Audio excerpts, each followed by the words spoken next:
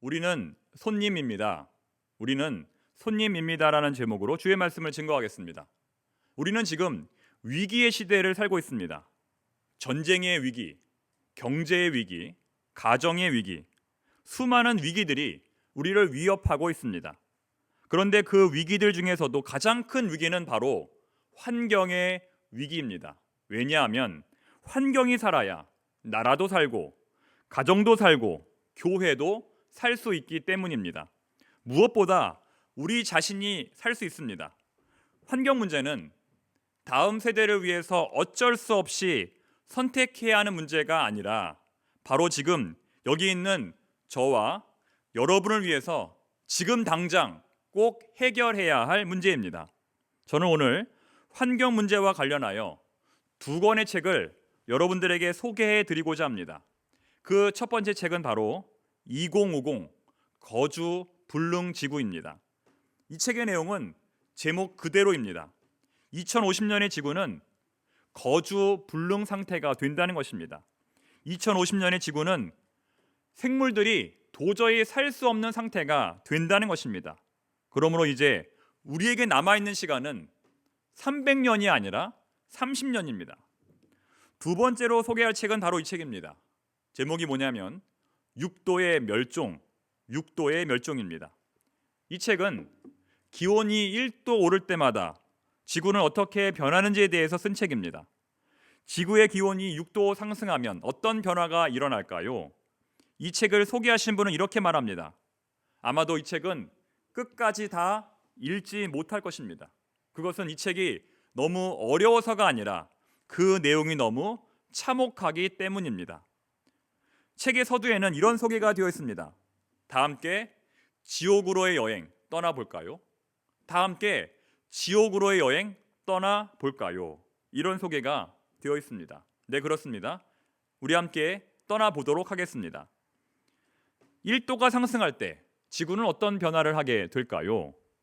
기온이 1도 상승하면 바닷물의 온도는 1도가 아니라 훨씬 더 많이 올라갑니다.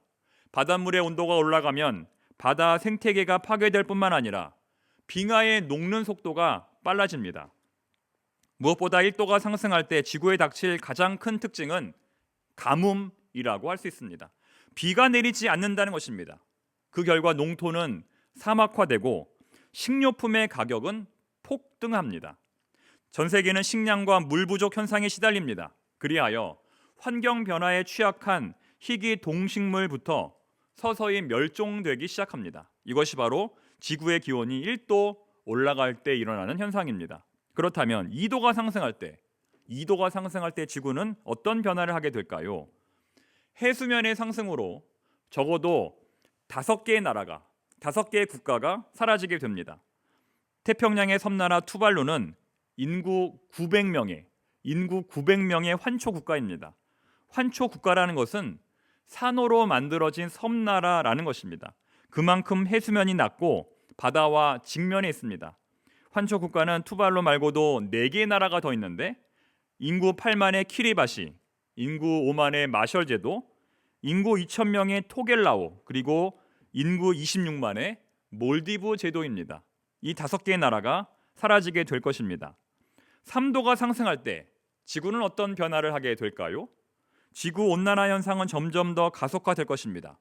지구의 허파인 아마존 우림지대가 붕괴되고 해안지대에는 허리케인이 닥칩니다. 뉴욕 시내가 물에 가라앉고 식량 부족으로 곡물 시장의 가격이 치솟아 식량을 찾아 떠나는 인간들의 대이동이 시작될 것입니다. 이것은 단순한 이동이 아니라 생존을 위한 전쟁의 시작을 의미합니다. 4도가 상승할 때 지구는 어떤 변화를 하게 될까요? 지구 온도가 4도 상승하면 남극의 빙하는 완전히 붕괴될 것입니다. 남극은 얼음이 전혀 없는 땅이 될 것이며 알프스의 빙하도 흔적도 없이 사라지게 될 것입니다. 뿐만 아니라 시베리아, 알래스카, 캐나다의 북부, 그린란드 남부의 영구 동토층이 녹게 될 것입니다. 영국은 기온이 45도까지 상승하며 유럽 어느 지역에서도 눈은 볼 수 없게 됩니다. 5도가 상승할 때 지구는 어떤 변화를 하게 될까요? 과학자들은 아직도 지구에서 발견되지 않은 바이러스가 무려 100만 종 이상 존재한다고 추정합니다. 그런데 북극의 빙하에는 지난 수백만 년 동안 공기 중에 단 한 번도 퍼진 적이 없는 이러한 질병들이 갇혀 있다는 것입니다. 이 질병들은 인류가 단 한 번도 마주친 적이 없는 그런 질병입니다. 코로나19와 같은 것들이죠. 그런 질병들이 얼음 밖으로 나오게 되면 현재 우리의 면역 체계는 대응할 수가 없을 것입니다. 자, 이제 드디어 마지막입니다. 지구의 온도가 6도 상승하게 되면 지구는 어떤 변화를 하게 될까요? 메탄의 대량 분출로 다수의 생물들이 진멸하게 될 것입니다. 전멸하게 될 것입니다. 죽은 생물들의 시체가 썩으면서 유독가스가 발생할 것이며 이는 오존층의 파괴를 가속화하고 자외선의 양을 증가시킬 것입니다. 동굴이나 땅속에 숨은 동물들마저 다 죽을 것이며 바야흐로 지구에 사는 모든 생명체의 대멸종이 진행될 것입니다. 여러분, 이것이 바로 환경 전문가들이 예측하는 기후변화의 실제입니다. 그러므로 환경 전문가들은 한 목소리로 이렇게 말합니다. 수단과 방법을 가리지 말고 무슨 방법을 써서라도 탄소 발생량을 줄이라. 탄소 발생량을 줄이라. 그렇습니다. 우리는 어떻게 해서든지 탄소 발생량을 줄여야 합니다. 한 사람을 1km 수송하는 데 필요한 에너지는 자전거가 22kcal, 기차가 549kcal, 버스가 570kcal가 필요하다고 말합니다. 그렇다면 승용차로 한 사람을 1km 수송하는 데 필요한 에너지는 얼마일까요? 바로 1153kcal입니다. 1153kcal. 승용차는 버스나 기차보다 무려 2배 이상의 에너지가 필요하다는 것입니다. 그만큼 탄소 발생량이 많다는 것이죠. 이것이 바로 전문가들이 자전거를 추천하고 대중교통을 권하는 이유입니다. 여러분, 할 수만 있다면 승용차 이용을 최소화하시기 바랍니다. 하지만 어떤 사람은 이렇게 말할지도 모르겠습니다. 이미 늦었습니다. 이미 늦었습니다. 환경이 회복되기에는 이미 늦었습니다. 자, 맞습니다. 어쩌면 이미 늦었을지도 모릅니다. 지금부터 우리가 아무리 애를 쓴다 할지라도 지구의 멸망은 이미 예견되었을지도 모릅니다. 하지만 그럼에도 불구하고 그렇다 하더라도 우리는 이 길을 가야 합니다. 나 혼자라도 이 길을 가야 합니다. 가장 확실한 것은 우리조차 여기서 포기하고 마음대로 살면 안 된다는 것입니다. 우리 하나님을 믿는 성도들은 희망이 없더라도 그 길을 가는 사람들입니다. 인류의 역사는 그런 사람들에 의하여 이루어졌습니다. 환경 문제는 하나님의 명령과 직결됩니다. 환경 문제는 하나님의 말씀과 직결됩니다. 창조 세계를 다스리고 정복하라는 하나님의 명령과 이 환경 문제는 불가분의 관계라는 것입니다. 그런데 그동안 교회는 이 문제에 대해서 적극적이지 않았습니다. 환경 문제 해결을 위한 적극적인 행동을 하지 않았습니다. 그러나 이제는 해야 합니다. 교회는 지역사회에서 환경 문제 해결에 가장 앞장서야 합니다. 하나님이 만드신 이 피조 세계를 가장 잘 관리하는 공동체가 되어야 합니다. 예배를 드리듯이 쓰레기를 줄이고, 기도를 하듯이 분리수거를 하고, 말씀을 묵상하듯이 에너지 사용을 최소화해야 할 것입니다. 이런 말이 있습니다. 한번 보십시오. 지구는 우리의 피로를 채우기 위해서는 충분하지만 우리의 욕심을 채우기 위해서는 너무나 불충분하다. 여러분 어떻습니까? 정말 그렇지 않습니까? 사람의 욕심을 채우기 위해서는 지구가 몇 개라 하더라도 부족하다는 것입니다. 가장 늦게 초대받은 손님. 오늘의 본문은 하나님의 창조 사건 중 인간 창조에 대한 내용을 기록하고 있습니다. 인간의 창조와 다른 피조물의 창조는 무엇이 다를까요? 인간의 창조는 진정 다른 피조물의 창조보다 더 나은 것일까요? 우리는 지금까지 그렇게 믿으며 살아왔습니다. 그 결과 인간은 다른 피조물들을 함부로 대하고 함부로 파괴하며 살아왔습니다. 그러나 오늘 본문을 보시면 오히려 우리 인간은 하나님이 창조하신 세상에 가장 늦게 초대받은 손님입니다. 왜냐하면 하나님께서는 인간을 제일 마지막으로 그 동산에 초대해 주셨기 때문입니다. 초대받은 손님에게는 윤리가 있습니다. 초대받은 손님에게는 법도가 있습니다. 자기 마음대로 주인의 집을 난장판으로 만들어서는 안 됩니다. 만약 여러분의 집에 어떤 손님이 찾아왔는데 그 손님이 함부로 집안을 난장판으로 만든다면 여러분은 어떻게 하시겠습니까? 더 이상 그를 손님으로 인정하기가 어려울 것입니다. 죄송하지만 이 집에서 나가주십시오. 이렇게 말하게 될 것입니다. 그런데 우리 인간은 오늘날 그런 무례한 손님처럼 지구에서 살고 있다는 것입니다. 하나님은 인간을 제일 마지막에 이 동산에 초대해 주셨는데 마치 인간은 자신이 지구의 주인인 것처럼 지구를 함부로 다루고 오염시키며 살고 있습니다. 우리 인간에게 필요한 것이라면 무엇이든지 실행하며 살아왔습니다. 특히 무생물에 대해서는 더욱 무자비했습니다. 그러나 이 지구에 진정 살아있지 않은 것이 있을까요? 예를 들면 산은 죽은 존재가 아니라 살아있는 존재입니다. 그것이 비록 인격적인 유기체는 아니지만 산은 생명을 품어주고 물을 저장하며 숲을 만들어 지구 생태계를 유지하는 그런 역할을 합니다. 강 또한 마찬가지입니다. 강 역시 생명을 품어주고 풍요롭게 만듭니다. 바다도 그러하며 갯벌 역시 그러합니다. 그것들은 어머니의 품처럼 우리 어머니의 품처럼 온갖 생명들을 자신의 품에 안아 잉태하고 양육하며 성장시킵니다.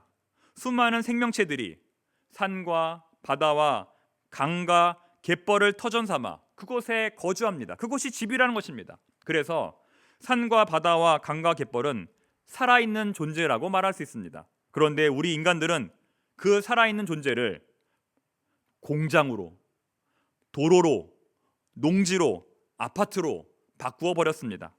그렇다면 거기에 살고 있었던 생물들은 어떻게 되었을까요?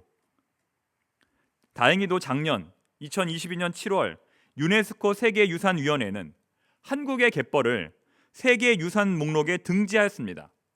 여기에 해당되는 한국의 갯벌은 충남 서천갯벌, 전북 고창갯벌, 전남 신안갯벌, 전남 보성 순천갯벌 등 총 4개의 갯벌입니다.